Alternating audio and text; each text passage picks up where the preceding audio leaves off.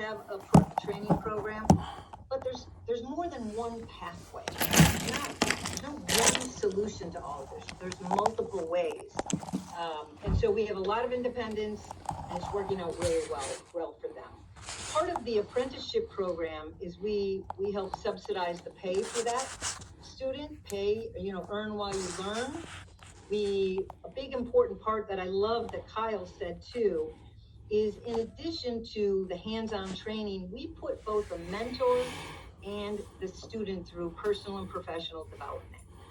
And on top of the hard skills, we believe we need to help with teaching soft skills, to be more like you, Dave, to be, behavioral skills, how to get along with people in the workplace, how to communicate.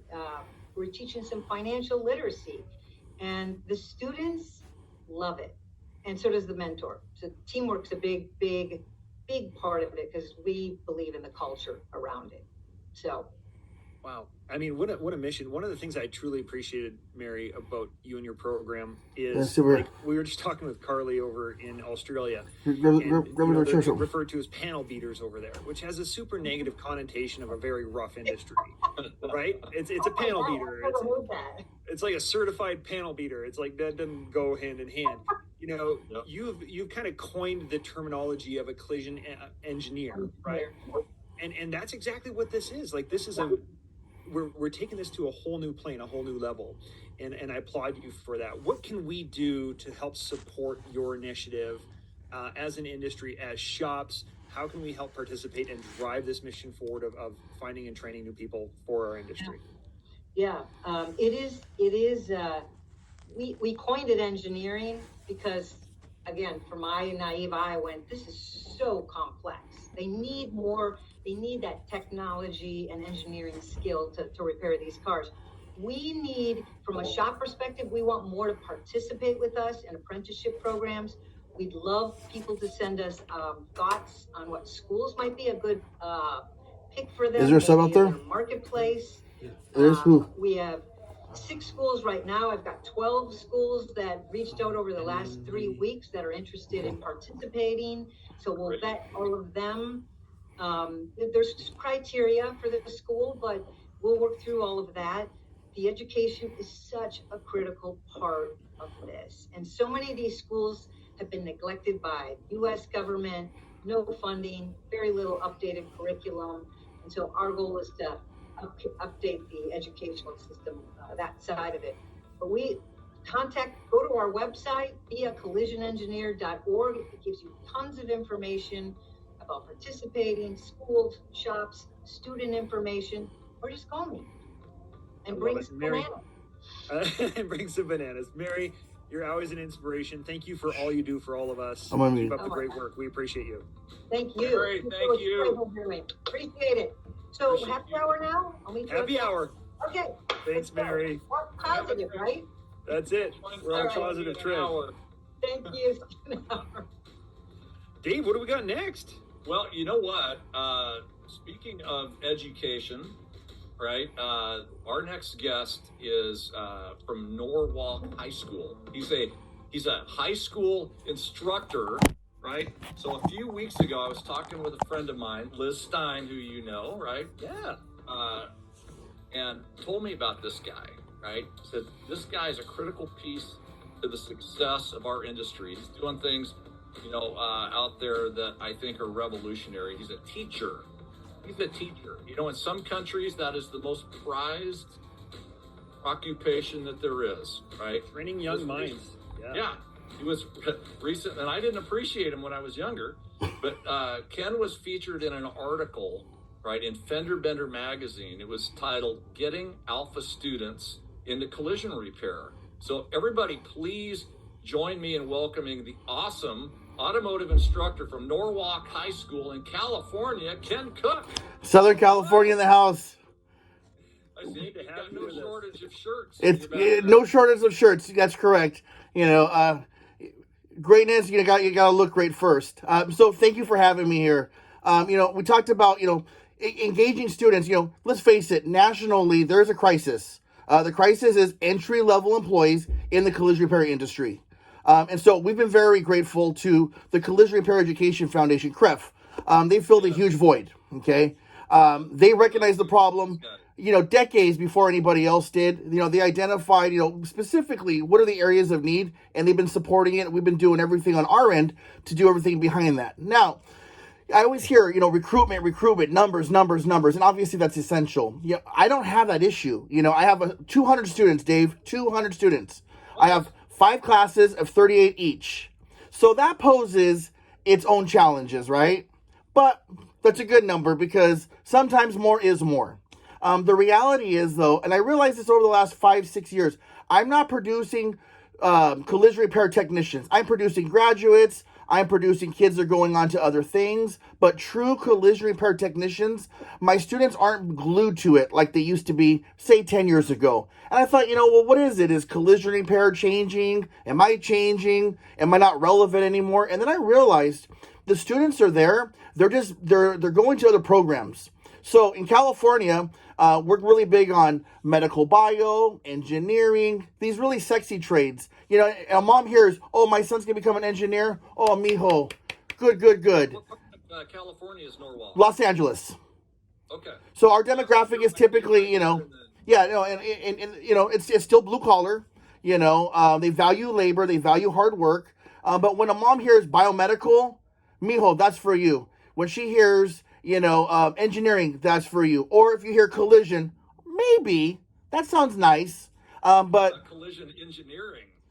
And I loved what she just said a few minutes ago because Mary's not wrong about that. She really isn't. The level of thinking that goes into collision repair. People don't understand it. You either experience it or you don't. So my challenge is 45% of my students are special needs learners. Okay, now keep in mind, I've got 38 students, so I've got a packed house. Half of them are special ed, and I'm not complaining about that. But it makes it really hard to challenge your best students. And it also makes it really hard to attract the best students of the school. And so one challenge that I've done is I realized these school students, they're leaving me when they're in middle school. They're meeting these kids that are doing medical bio classes. They're being recruited early on. And so I said, you know what? I got to fix that. So what I want to do is I want to create a mobile workstation, basically an open bay out of a utility trailer where I can do mobile presentations. Here's how we correct metal. I have an inflatable paint booth. I was able to use it. Harbor Freight had a really cool summer internship program. I was able to tag along with that. These kids, 11 years old, and they have a spray gun in their hand for the first time. And they're spraying Rust-Oleum paint, but they're spraying with the spray gun. They're adjusting the knobs, the air pressure. I mean, the mask barely fit their faces. They're so small, But it really was cool. And I'm watching all these really young kids at an early age getting truly engaged, going, wow, this is something I never thought of. This is something that I want to do. And honestly, I think that's the fix. We need to attract a stronger student base, and then we need to cater to that, okay? What I want to do, my personal goal is, getting the alphas as soon as the age of 11 into automotive. So they say, okay, I got 3 years and I'm going to do everything that I can to make sure that I take that program. And when they do, I want to isolate them. In my regular classes, I deal with a lot. It's endless disruptions, you name it, I deal with it, right? I mean, today we had a walkout on my school because of local immigration reform, literally, 10% of my school just walked off the campus today. Well, that impacts my class.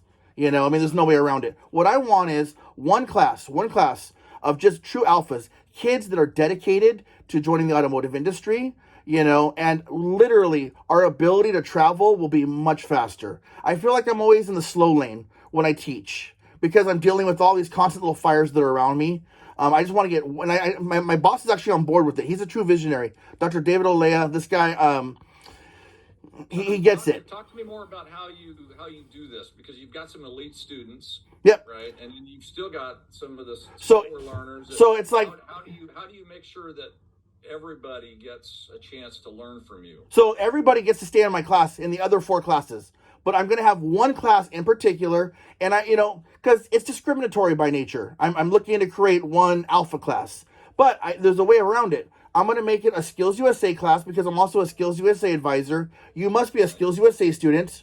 You must participate in our community engagement after school. It'll almost be like an ASB class where you got to kind of... I don't see it as discriminatory. I see it as, aspiring to... Yeah, well, a capstone class. but it would be by invite only. It would be by proficiency only.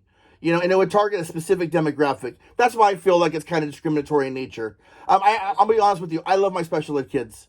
So like anytime I'm like, I want to put, I want to do something different with somebody else, I always feel really bad.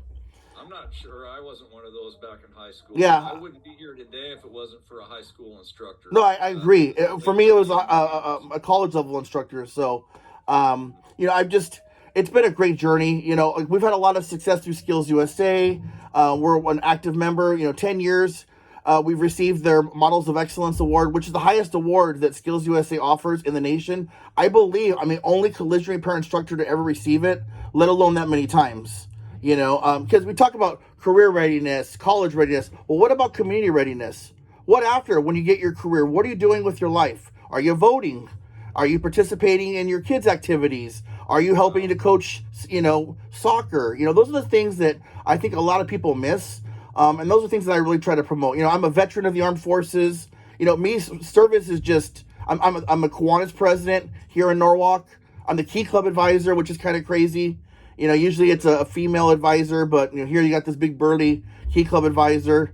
Ken, I got a question. Yeah, absolutely. So I look at you as upstream. A lot of shops, we kind of pull downstream. We try and pull technicians out of other shops and get help that way. Yeah. You're way upstream, and this is where things need to happen. Mm-hmm. So what you're doing is such a noble cause because it brings our industry hope. And so what can we do to clone you in every school across the nation? Oh, I wouldn't want to clone me. It would be like Terminator at the end. But if that's the vision, like what do we got to do to get your enthusiasm, your mission, not just in California? I'd love to see the same thing happening in every school across the country. So one challenge, the reason there aren't more Ken Cooks is they get burnt out. I want to be honest with you. If you don't love what you do, this job doesn't make any sense being a collision repair instructor. I'm going to get the first spring break because of Skills USA adjusting their schedule for the first time since 2011. This will be the first year I have spring break with my sons, and they're 8 and 11 years old now. I mean, those are things that you do only if you're a little crazy, but you love what you do. One thing that does burn a lot of teachers out that I've seen locally is a lack of support. So if you wanted to clone me or if you wanted to create more of me, provide more support. And honestly, back to the Collision Repair Education Foundation. It's one thing to say, let's give these guys listening to this call and the recordings, what is an action that we can do to support you? An action that you support, you have a piece of equipment that's really good, but you want to get the latest and greatest because it's not meeting a certain criteria, you donate it instead of selling it for pennies on the dollar. You call up a teacher like me, hey Ken, I want your students over at my shop. I want them to tour around and see what it looks like to make money and smell money. Literally, like that's what it takes. Hey Ken, when can I come by your school and talk to your students? I'm scouting for talent. Let my students see, hey, there's people that are out there that are eager to hire them. I think that's how you would support it. Yeah, Ken, thank you so much for being here. Man. Absolutely. You're inspiring and by example, brother. Thank you for all. And we watch your Motivation Mondays every now and then, Dave. I'm not kidding you. We want them to come back. We haven't seen you in a while. Okay, all right. Sounds good, brother. Appreciate you. Thank you. Yep, reach out, Ken. I've got a special prize for you that I want to gift you and your students. Okay. All right. Thank you. Yep. All right. We've got to finish strong here. Got to finish strong. We got one guest left, right? Let's go. And I have shared countless stages with this guy, right? Jeff Peavy's name is synonymous